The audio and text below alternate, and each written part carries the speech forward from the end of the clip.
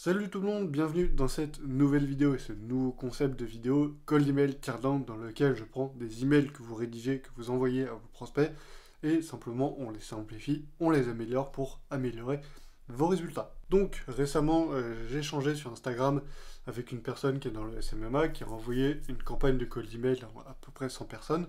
Donc déjà à ce niveau-là c'est bien pour avoir des premiers résultats, des premiers feedbacks.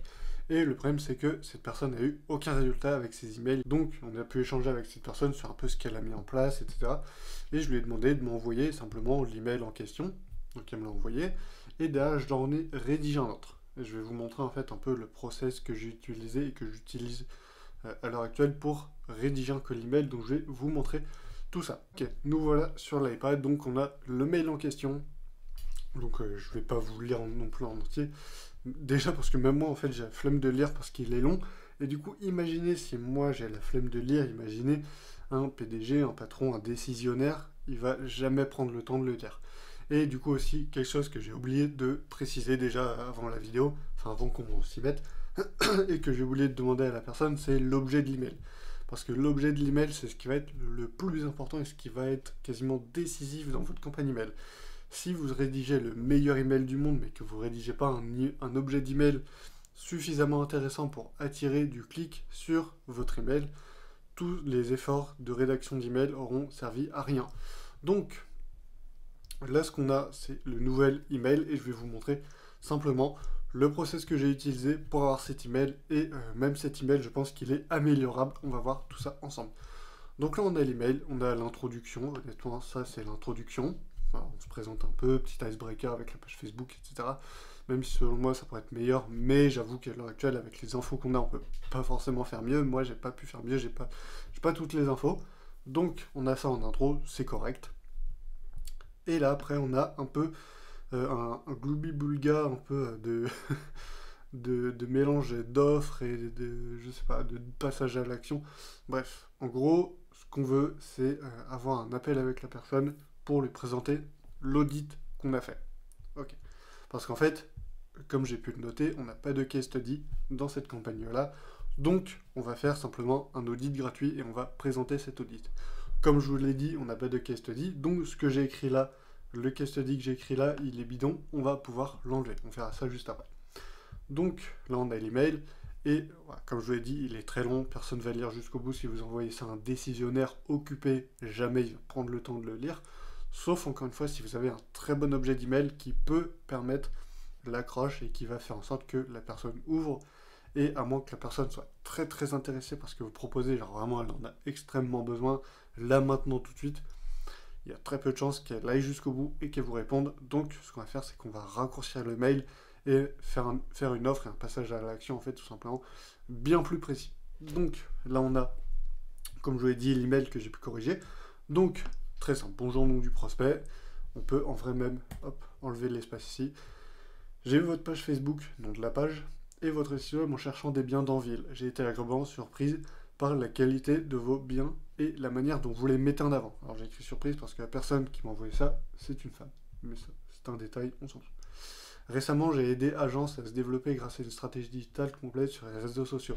Cette stratégie a permis à l'agence de vendre 2 fois plus de biens en 4 mois. Donc ça, encore une fois, comme je vous l'ai dit, le case study, on va pouvoir l'enlever ou le modifier. On va voir ça. J'ai réalisé un audit gratuit de vos stratégies digitales actuelles et vous montrer ce que nous pourrions mettre en place. Nanana, nanana. Après, hop, petit signature, petit passage à l'action et compagnie. Donc nous, ce qui nous intéresse, c'est ce passage-là. Là, on a le case study qu'on va pouvoir enlever parce qu'on n'en a pas. Donc voilà, j'ai pu échanger avec la personne en lui disant le case study, tu peux le modifier évidemment, tu dois le modifier en fonction des résultats que tu as eus ou que tu même penses pouvoir avoir en fonction des personnes avec qui tu travailles. Donc après, la personne elle m'a dit qu'en fait, le média buyer avec qui elle travaille, elle ne veut pas partager ses résultats. Donc déjà, à partir de là, gros red flag, attention, si vous travaillez avec un prestataire et qu'il ne veut pas vous partager ses résultats, fuyez, parce que ça veut dire simplement qu'elle n'en a pas. Voilà.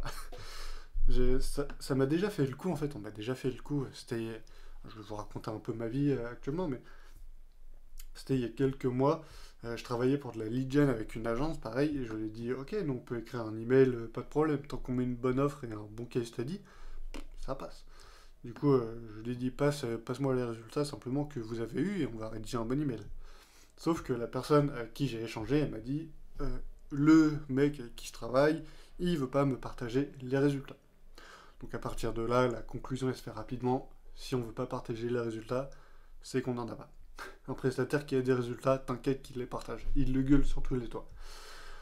Donc, le case study, on va pouvoir l'enlever. Mais ce qu'on va faire, c'est qu'on va jouer en effet sur l'audit gratuit pour faire en fait une offre solide vu qu'on n'a pas de case study. Donc, récemment, j'ai aidé agence à se développer grâce à une stratégie digitale complète sur les réseaux sociaux. Ça, c'est vrai parce que même si on n'a pas le case study, les résultats ils sont là de la personne. Normalement, si vous êtes un minimum sérieux normalement, ou même vous, vous avez déjà quand même un minimum apporté de résultats à des clients précédents. J'ai réalisé un audit gratuit de votre stratégie digitale actuelle pour, là on va, hop, pour vous montrer ce que nous pourrons mettre en place ensemble également pour votre agence. On peut enlever légalement. Sauf que là en fait c'est pas assez fort. On n'a pas une offre assez forte. Voilà. Grâce à une stratégie, j'ai réalisé un audit gratuit de votre stratégie digitale actuelle pour vous montrer ce que nous pourrons mettre en place ensemble pour votre agence et vous permettre, par exemple, de vendre 2 fois plus de biens là après, c'est en fonction de votre situation, en fonction même de votre business model, de vos clients. Parce que moi, je connais pas du tout la niche de l'immobilier, je sais pas combien de temps ça met pour vendre un bien. On part du principe, imaginons, tu en vends un par semaine, par exemple, pour vendre 2 fois plus de biens en un mois. Donc la personne, par exemple, l'agence immobilière, au lieu de vendre 4 biens par mois, elle en vend 8. Voilà. Donc elle fait rentrer forcément beaucoup plus d'argent. Et c'est vrai que vendre des biens immobiliers, quand même, voilà, c'est pas commander sur Amazon des trucs à 10 euros. Donc, et vous permettre de vendre 2 fois plus de biens en un mois. Là, après, on dit, j'aimerais beaucoup. Alors, j'aimerais, je sais pas s'il y a un S, honnêtement. Je pense qu'on s'en fout. J'aimerais beaucoup échanger avec vous pour en parler en détail, mais j'ai dit on s'en fout, mais non, on s'en fout pas. Là, on s'en fout parce que c'est une vidéo, voilà, je vous montre un peu rapidement. Mais dans un email, faites très attention à votre orthographe, faites très attention aux fautes. Une faute, en fait, peut vous ridiculiser. Voilà. Des fois, ça m'arrive de voir des colis mail de gens qui envoient des trucs, c'est aberrant. C'est aberrant et on dit oui, ok, on n'est pas en cours de français, machin. Bah là, si. Là, on est dans la vraie vie.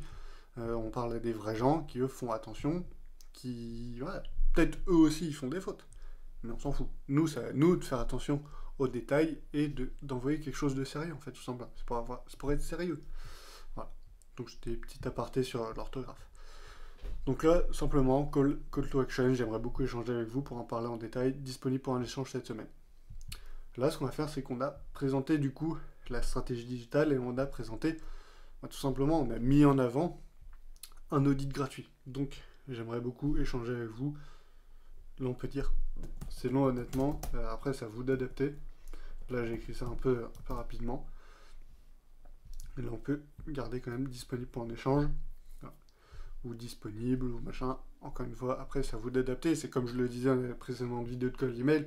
C'est à vous, après, derrière, d'adapter aussi en fonction de votre situation, même là, de votre disponibilité, de ce que vous souhaitez, en fait, que le client fasse. Tout simplement.